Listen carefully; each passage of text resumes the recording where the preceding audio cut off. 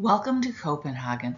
We'll share what we learned on how to get around the city on your day in port and why we purchased the Copenhagen card to see the city's highlights.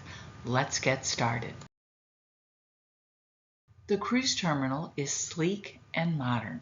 It's easy to leave and return to the ship once you have your transportation and sightseeing plan figured out.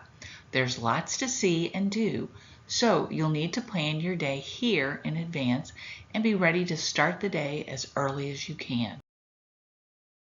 Our ship, the Rotterdam, as well as many other cruise lines with larger ships, dock at the Oceankaj cruise terminal. Oceankaj is 3.5 miles north of downtown, so walking there isn't really possible if you want to sightsee and get the most out of your day. So, what options do you have for transportation if you haven't bought a cruise ship excursion? If the cruise line offers a shuttle service, it will stop near Nijhaven or the City Hall Square. Seriously consider it first for convenience and saving time, as there are a great many number of sites around those two stops. It wasn't an option for our cruise.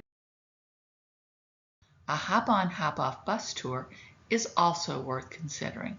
It will pick you up at the cruise terminal and take you to the Little Mermaid statue for your first stop, and then on to other attractions. These buses will tour the city with a 75 to 90-minute loop and have the recorded narration in your native language. Buses normally run every 30 minutes, but in our experience, they run late. A taxi can be pricey. It's about $41 one way to Nijhaven.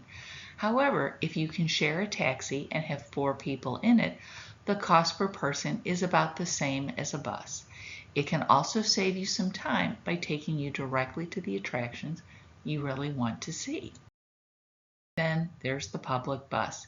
It's an economical but time-consuming, as it can take an hour to get to town and the buses only accept Danish kroner. We chose to buy a Copenhagen card for our transportation and sightseeing needs.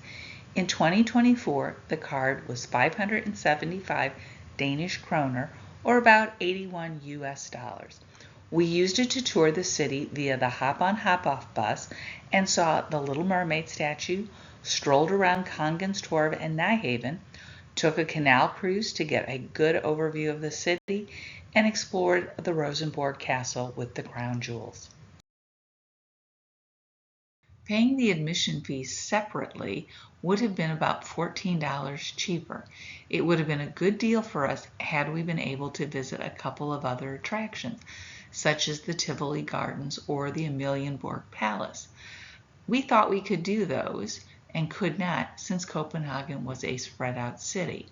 The main appeal for the Copenhagen card was transportation was included in it, it had a quick stop to the Little Mermaid statue, it was cheaper than cruise ship excursions, and we had the flexibility in what we wanted to see and for how long.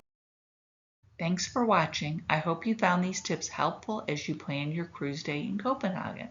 If you like the video, please consider subscribing to the channel, as I really do appreciate it.